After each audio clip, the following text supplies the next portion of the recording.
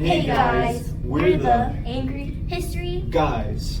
And I'm Laura Headley, and I'll be presenting on New York Times v. United States. And I'm Huntran, and I'm in charge of the Constitution. I'm Johnny Walker, and I'm in charge of McDonald's v. Chicago.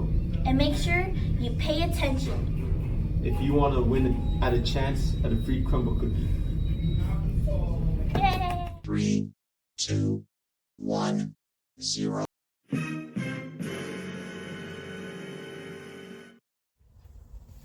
Today we are here to discuss New York Times versus United States. Prosecution, you may now make your opening arguments.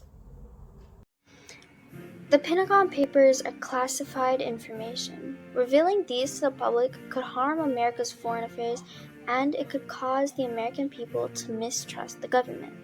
Additionally, Ellsberg illegally copied and distributed these to the Washington Post and the New York Times. For this, he should be charged under the Espionage Act of 1917. Finally, my administration and the government demand that the press be restrained in releasing these papers due to the national security problems that it poses. All right, the defense may now make their argument. Judge, the Nixon administration cannot be allowed to restrain the New York Times nor the Washington Post from writing about the Pentagon papers. The people have a right to know what the government is up to, and these papers demonstrate that the government was deliberately lying to the public about its actions concerning the war. A restraint would violate the First Amendment, which states that we have a right to press. If the government won't disclose to the public what it's doing, we must rely on the press, and the government is trying to silence the media and leave the American people in the dark. Order in the court!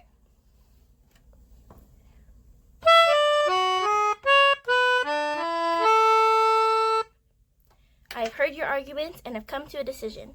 In the case of New York Times versus United States, I've decided that any prior restraint of the press is unconstitutional. The Nixon administration has shown an inappropriate use of executive power, and the government must provide a heavy burden of evidence if prior restraint of the press is absolutely necessary in protecting national security.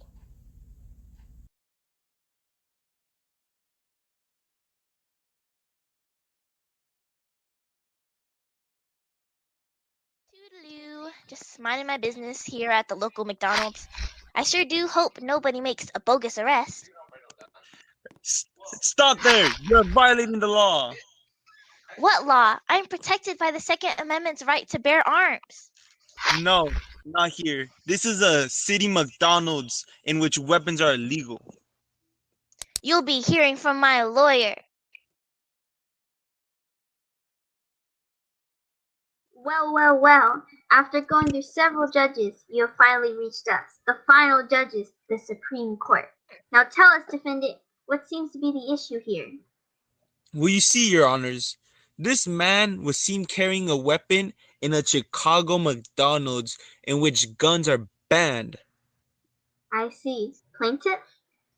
You see, Your Honor, according to the 14th Amendment Due Process Doctrine of Incorporation, the Bill of Rights, which includes the Second Amendment's right to bear arms, can be applied to the states. So, Your Honor, I believe that I was well within my rights to hold my weapons at the park. Now I see how this would increase the state government's power while increasing the federal government's power. Good thing I work for the federal government, because we agree with your views, McDonald.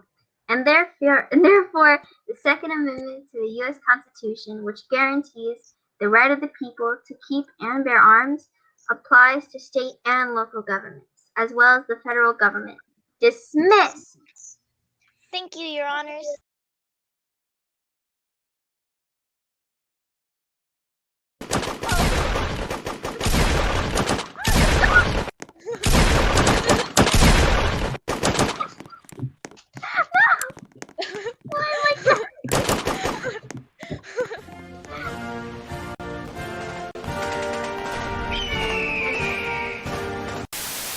Hello everybody, welcome back to my YouTube channel, and today we are going to go draft the Constitution at the Pennsylvania State House. Woo! I wanna be in the room where it happens, the room where it happens. wanna be in the room where it happens, the room where it happens. I wanna be in the room where it happens. I wanna be in the room where it happens.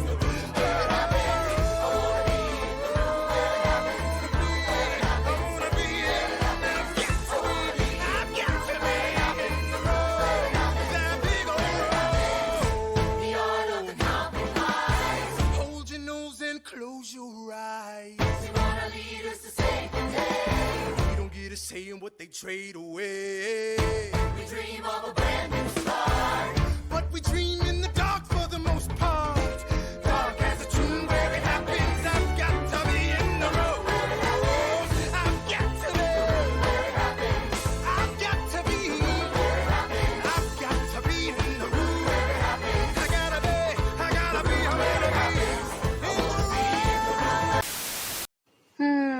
Okay. Start off with We the People. Oh my gosh, yay! We finally finished that preamble. Gosh, it is so hot in here. A few moments later.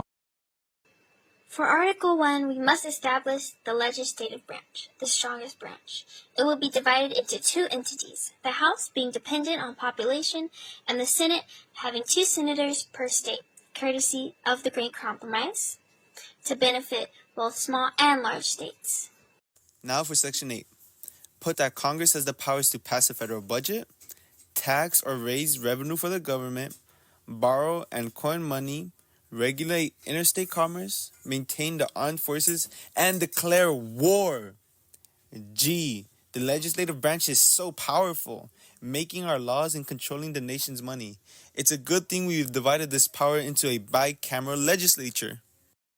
Now, for Article 2, which establishes the executive branch, the President can act as Commander-in-Chief, negotiate treaties, appoint federal positions, pardon people, and do the State of the Union address.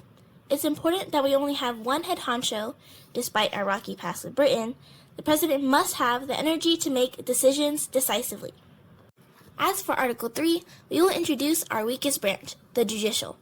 They will interpret our laws, determine their constitutionality, and oversee cases. It's important that they have life tenure so that their decisions aren't affected by re-elections. All 3 of these branches must remain separate from each other and be able to check one another's power to ensure no one branch becomes too powerful. Article 4 establishes full faith and credit, which means the states must respect each other's laws.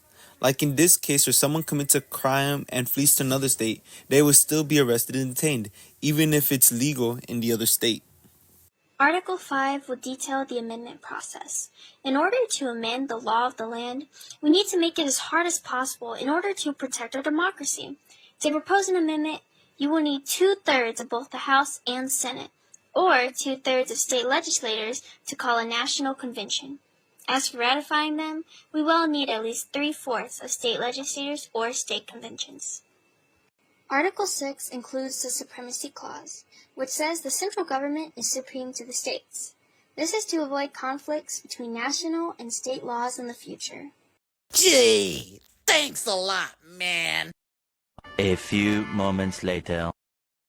Lastly, for Article 7, we must need 9 of the 13 colonies to approve and ratify this Constitution.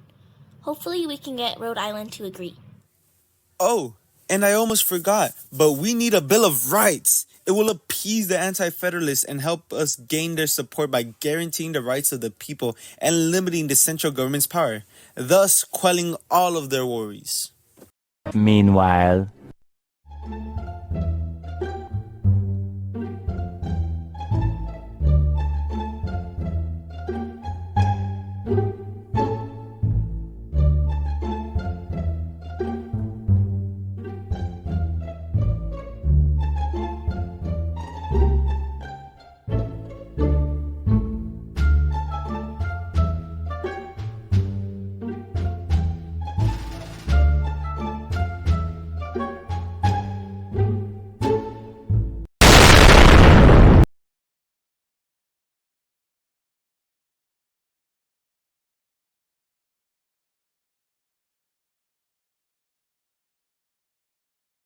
I do not approve of what's going on in this room.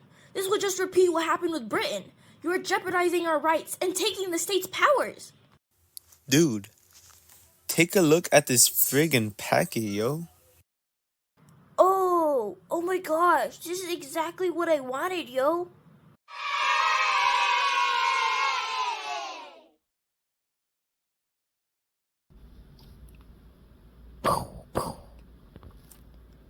Hey, what's going on here?